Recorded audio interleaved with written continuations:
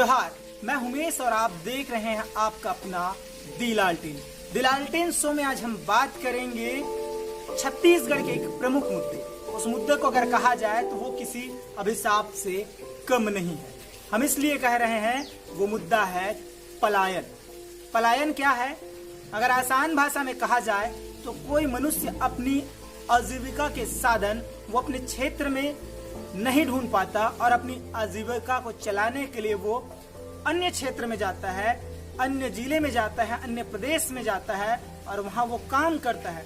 काम करने के बाद भी उसे मेहनताना तो मिलता है, लेकिन वो इतना धन या रकम नहीं जुटा पाता जिससे वो समृद्ध हो सके। अगर कहा जाए तो सिर्फ वो अपने पेट के लिए जाता है और वहां पर वो काम करता है। 2 वक्त की रोटी और थोड़ा मोड़ा वो अपने लिए पैसे जुटा लेता है, बचा लेता है। लेकिन अगर कहा जाए तो वो उतना नहीं कमाता जितना वो बाहर जाके काम करता है, उसके पास बचना चाहिए। ये है पलायन। और उस पलायन के बीच में जो मजदूर या फिर जो व्यक्ति अन्य देश या अन्य प्रदेश या अन्य जिले में जाके जब काम करता है तो उसके बीच में जो कहा जाए जो एजेंट रहते हैं वो उन्हें काम तो कराते हैं लेकिन उतना उन्हें दाम नहीं देते जितना उनको मिलना चाहिए। ठेकेदार भी हैं, पहले तो उन्हें कहते हैं कि हम आपको बड़ी रकम देंगे, ज्यादा अमाउंट देंगे, लेकिन जब काम करते तो उन्हें उतना वहां पर नहीं दिया जाता है, उनके साथ दोहन होता है। ये कहलाता है पलायन। आज हम इसी मुद्दे पर बात करेंगे और पलायन से जुड़े बात करेंगे। ये बात जानना भी जरूरी है। सरकार से हम सवाल करेंगे और पलायन करने वाले उन लोगों से भी सवाल करेंगे। सबसे पहला सवाल, जो पलायन करते हैं उनसे मेरा पहला सवाल, क्या छत्तीसगढ़ में संसाधनों की कमी है? क्या छत्तीसगढ़ में भवन निर्माण नहीं होता? क्या छत्तीसगढ़ में सड़क निर्माण नहीं होता? क्या छत्तीसगढ़ में मनरेगा जैसे काम नहीं होता? क्या छत्तीसगढ़ में रोजगार की कमी है? क्या छत्तीसगढ़ में उद्योग की कमी है? अगर आसान भाषा में कहा जाए तो क्या धान का कटोरा छत्तीसगढ़, यहाँ पर किसी संसाधन, किसी काम, किसी रोजगार की कमी है? अगर मैं अपने निजी तौर पे कहूं तो नहीं, लेकिन सवाल उनसे है जो पलायन के लिए बाहर जाते हैं। तो वहीं मेरा दूसरा सवाल सरकार से भी। सरकार विकास की बड़ी बड़ी दावे करते हैं, सड़क निर्माण, भवन निर्माण, विकास की तमाम गाथा की बात करते हैं।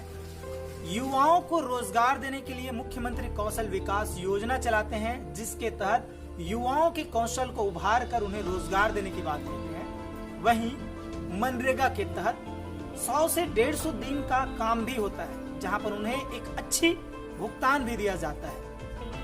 लेकिन क्या उन योजनाओं का लाभ छत्तीसगढ़ के ग्रामीणों को, छत्तीसगढ़ के जरूरतमंदों को मिल पाता है? अगर उन योजनाओं का लाभ छत्तीसगढ़ के धरातल पर अगर मिलता उन लोगों को जिन्हें जरूरत है, तो वो बाहर पलायन के लिए नहीं जाते। या फिर लोगों में जागरूकता की कमी है, लोगों को जानकारी नहीं है, इसलिए वो बाहर जाते हैं। या फिर एक फैशन चल चुका है अन्य देशों में जाके काम करने का। हम इसलिए कह रहे हैं क्योंकि वर्तमान में देश में लॉकडाउन है। लॉकडाउन के दौरान अलग अलग जगहों से तस्वीर सामने आ रही है। लोग प्रशासन से मदद की गुहार लगा रहे हैं। अन्य राज्यों में फंसे हैं, उन्हें खाने को नहीं मिल रहा है। वो सरकार से उम्मीद कर रहे हैं कि सरकार उनकी मदद करे। सरकार बिल्कुल उनकी मदद करेंगे, लेकिन सवाल यहाँ पर एक है, अगर वो छत्तीसगढ़ में रहते तो क्या उन्हें ये दिन देखना पड़ता? क्या छत्तीसगढ़ में संसाधन की कमी है?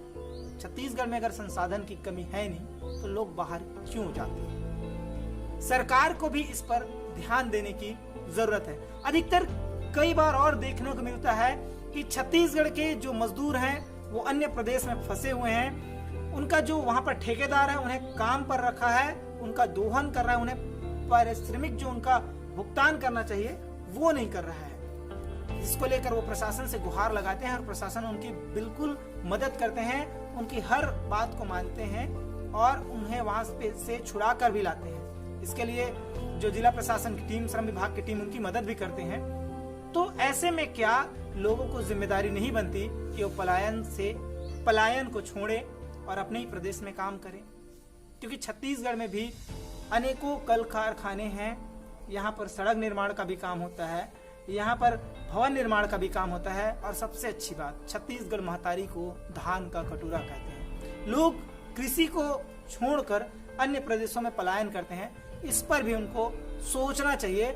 छत्तीसगढ़ में ही रहकर छत्तीसगढ़ के लिए कुछ बेहतर करे, यहाँ पर रह के वो काम करे, ये उन्हें सोचना चाहिए। क्योंकि पलायन जो है सामान्य दिनों में तो ठीक रहता है, लेकिन जब विपदा आती है, इस तरीके से जो अभी वर्तमान में तस्वीरें निकलकर सामने आ रही हैं मदद की गुहार की, ये दिन देखना नहीं। सरकार को भी पलायन को रोकने के लिए प्रयास और करने चाहिए, लोगों को जागरूक करना चाहिए और योजनाएं लानी चाहिए जिनसे छत्तीसगढ़ के जो गरीब मजदूर हैं वो अन्य प्रदेश ना जाएं।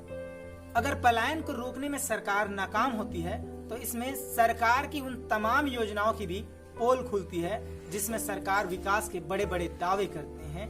अगर छत्तीसगढ़ के लोग अगर उनको उनके ही प्रदेश में उन्हें रोजगार ना मिले तो अन्य प्रदेश जाएंगे नहीं, तो आखिर क्या करेंगे। तो सरकार को भी उनके लिए कुछ अलग योजना लानी चाहिए और लोगों में जागरूकता फैलाना भी बेहद जरूरी है। तो हम सरकार से उम्मीद करते हैं कि आने वाले समय में पलायन को रोकने के लिए वो और कड़े कदम उठाए और प्रयास करें। अगर आप हमें YouTube पर देख रहे हैं तो हमारा चैनल को सब्सक्राइब करें। अगर आप हमें Facebook पेज पर देख रहे हैं तो हमारे पेज को फॉलो करें, लाइक करें। हम ट्विटर और इंस्टा पर भी हैं, तो आप हमें वहां पर भी फॉलो कर सकते हैं। हमारा वीडियो देखने के लिए आपका शुक्रिया।